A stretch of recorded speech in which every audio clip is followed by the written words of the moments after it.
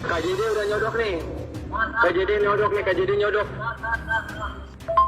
Lebar, halangin lebar. Ayo. Ini Din Mandar udah halangin. Bang Ambon. Ya terus Bang Ambon. Agak pelan aja Bang Ambon. Agak pelan.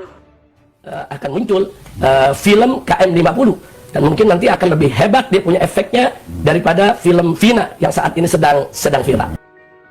Juga di sebelah kiri dan di sebelah kanan. Oh ini teruangnya Ge, Pak Ang bilang kita jajak putar ke Kerawang aja yuk. Kita ambil kiri. Ambil kiri. Mau gue cek enggak nih? Mumpung udah jauh nih mobil pangga nih. Nah, apa yang menjadi motivasi daripada pernyataan ini? Nah, itu dulu yang pertama saya ingin garis bawahi. Artinya saya ingin membangunkan orang tidur biar semua ini terjaga bahwa para pembantai KM50 yang begitu sadis, kejam, biadab ini kan masih berkeliaran bebas di sekitar kita.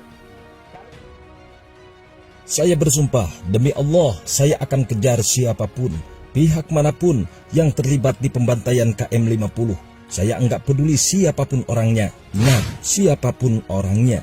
Bahkan Muhammad Rizik Syihab menyatakan perang kepada semua pihak yang terlibat atas kasus tersebut. Cukup di situ bahwa sangat seriusnya Habib Rizik akan membongkar kasus KM50. Kebebasannya membuat keberaniannya terlihat lagi seperti pemain bola yang sudah sembuh dari cedera. Ngototnya Habib Rizik Syihab untuk membongkar kasus 6 laskar mengingat bahwa dirinya mengetahui akan pengincaran terhadap dirinya. Namun apa yang terjadi? Ternyata Tuhan telah menyelamatkannya.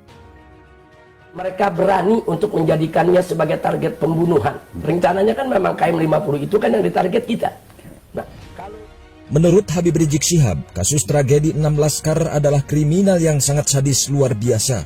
Oleh sebab itulah, Habib Rizik Syihab sangat bersikeras akan membongkar kasus besar tersebut agar kejadian tersebut tidak terulang kembali. Mereka berani untuk menjadikannya sebagai target pembunuhan. Rencananya kan memang KM50 itu kan yang ditarget kita. Nah, kalau sosok seperti saya saja mereka berani untuk menjadikan sebagai target pembunuhan, sekalipun itu merupakan pelanggaran hak berat, lalu bagaimana dengan sosok masyarakat biasa? Nah, jadi artinya kalau ini dibiarkan ke depan, masyarakat sipil biasa setiap saat bisa jadi korban.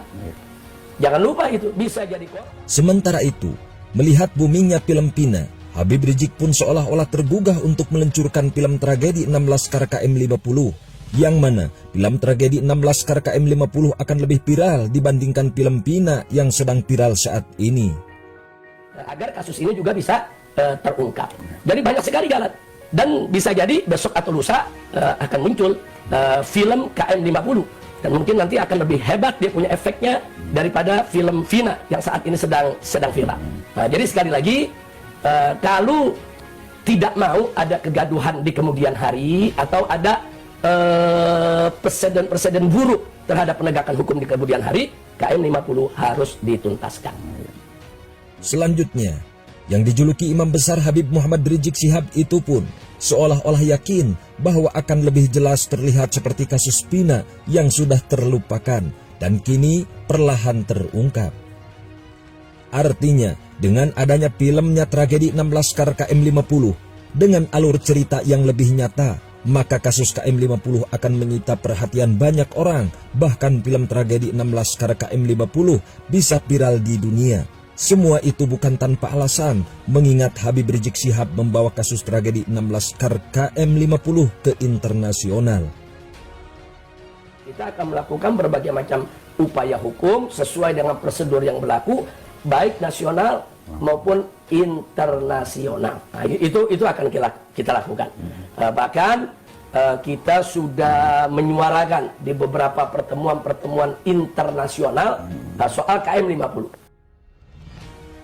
Mengingat mundur awal mula peristiwa KM50 ketika rombongan Imam Besar Front Pembela Islam alias FPI Habib Rizik Syihab beriringan keluar dengan 8 mobil dari perumahan Mutiara Sentul menuju jalan tol Jagorawi mengarah ke Jakarta.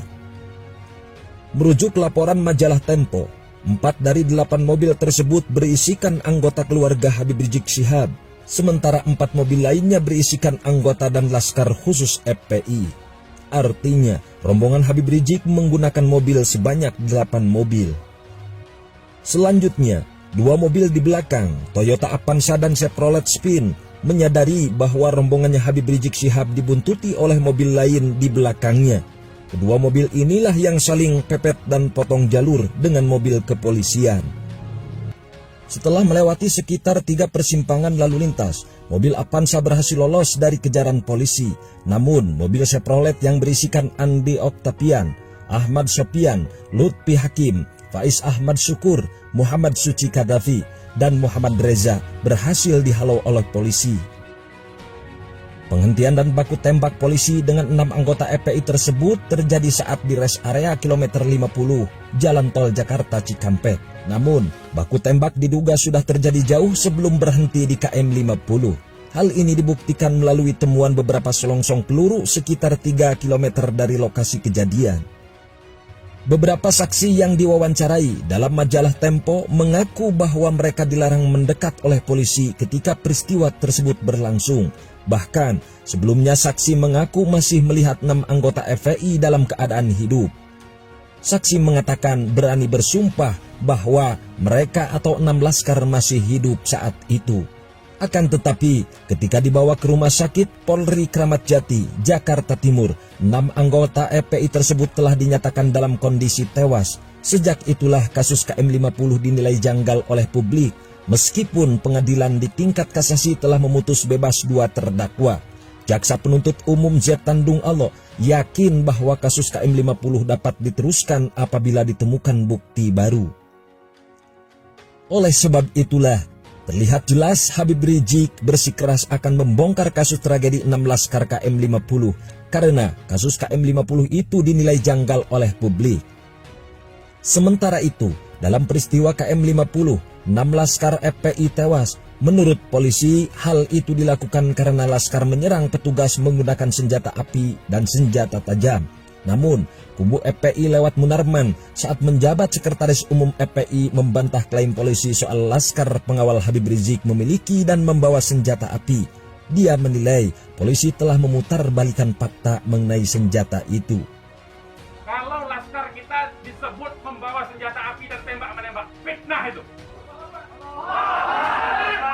Jadi fitnah, dan ini fitnah luar biasa, pemutarbalikkan fakta dengan menyebutkan bahwa laskar yang lebih dahulu menyerang dan melakukan penembakan. Disinilah terjadi 6 laskar KM 50 dinilai sangat janggal. Dan menurut Habib Rizik Syihab, dalam kejadian tersebut yang menjadi target adalah dirinya. Namun, para santrinya berhasil menghalangi dan menggagalkan target tersebut. Lalu, kapankah film KM 50 akan resmi diluncurkan? Keadilan. Nah, ini kan termasuk bagaimana cara kita merealisasikan. Kita akan terus kejar Kapolri. Kita sudah pernah kirim delegasi beberapa kali ke DPR untuk bisa membentuk tim investigasi agar kasus ini juga bisa terungkap. Jadi banyak sekali jalan. Dan bisa jadi besok atau lusa akan muncul film KM 50. Dan mungkin nanti akan lebih hebat dia punya efeknya daripada film Vina yang saat ini sedang viral. Yang terlibat dalam pembantaian KM 50, mulai hari ini dan ke depan mereka tidak akan pernah bisa tidur tenang.